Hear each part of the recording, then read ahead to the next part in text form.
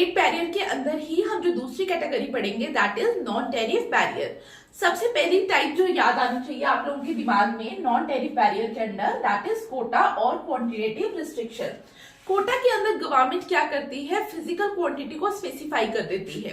For example आपको ये pen import करना है फ्रॉम सम कंट्री, तो गवर्नमेंट आपको कहेगी कि आप क्या कर सकते हो, आप सिर्फ 500 यूनिट ही इंपोर्ट कर सकते हो, या आप सिर्फ 50 यूनिट ही इंपोर्ट कर सकती हो, या 100 यूनिट इंपोर्ट कर सकते हो। That depends on the government policy.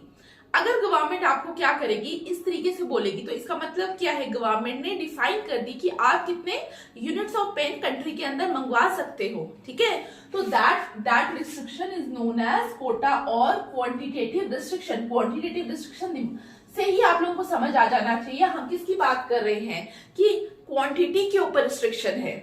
Then monetary restriction, आप लोगों को इंपोर्ट के लिए क्या चाहिए, you need what, you need foreign exchange.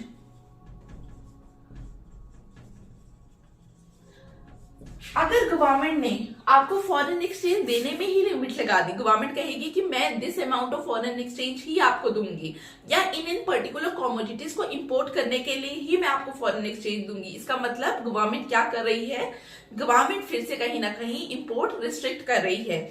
और मॉनेटरी रिस्ट्रिक्शन आप लोग याद रखना, हमें इमरजेंसी के टाइम पे काफी देखने को मिला भी है।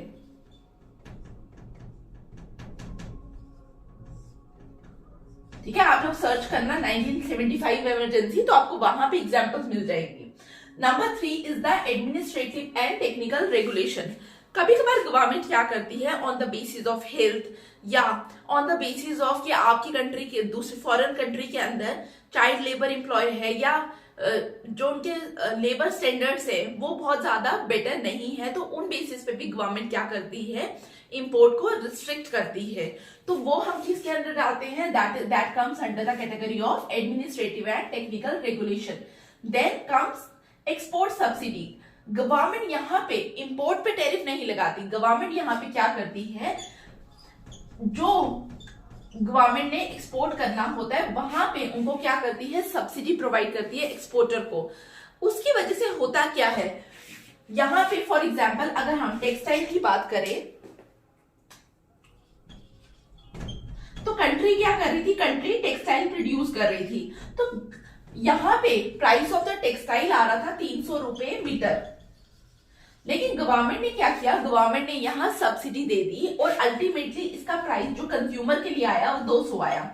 तो यहां से दो इंपैक्ट पड़ते हैं। नंबर 1, यहाँ पे जो आपका डोमेस्टिक कंज्यूमर है उसको भी सस्ते में मिलेगा, इसका मतलब जो आपका फॉरेन से इंपोर्टेड गुड आएगा उसकी डिमांड क्या हो जाएगी, कम हो जाएगी। और दूसरा इंपैक्ट क्या आएगा, ये जो प्रोडक्ट है जो 300 रुपए वाला 200 आया, जब ये फॉरेन मार्केट पे आएगा जहां से इंपोर्टेड प्रोडक्ट आना था टेक्सटाइल का, वहां पे भी क्या होगा, वहां पे भी जो इंडिजीनियस प्रोडक्ट है उस कंट्री के वो क्या होना स्टार्ट हो जाएंगे, वो मार्केट से वैनिश होना स्टार्ट हो जाएंगे। तो आप लोगों ने देखा कि एक्सपोर्ट सब्सिडी की वजह से डोमेस्टिक मार्केट भी वो कैप्चर करने की कोशिश कर रहा है और फॉरेन मार्केट को भी वो कैप्चर करने की कोशिश कर रहा है। तो फिर next is government procurement policies. Government procurement policies में क्या आता है, गवर्नमेंट कभी कभार क्या कहती है कि गवर्नमेंट को आपको पता है कि एडमिनिस्ट्रेटिव यूज के लिए क्या चाहिए, काफी सारी स्टेशनरी चाहिए, काफी सारे क्या चाहिए, व्हीकल्स चाहिए एंड सो ऑन। तो गवर्नमेंट क्या करेगी, गवर्नमेंट ट्राई करेगी कि हम क्या करें, हम इंडिजीनियस प्रोडक्ट को ही प्रमोट करें। तो गवर्नमेंट कहेगी कि हमें दिस परसेंटेज ऑफ प्रोडक्ट्स कहां से चाहिए, अपनी कंट्री से चाहिए।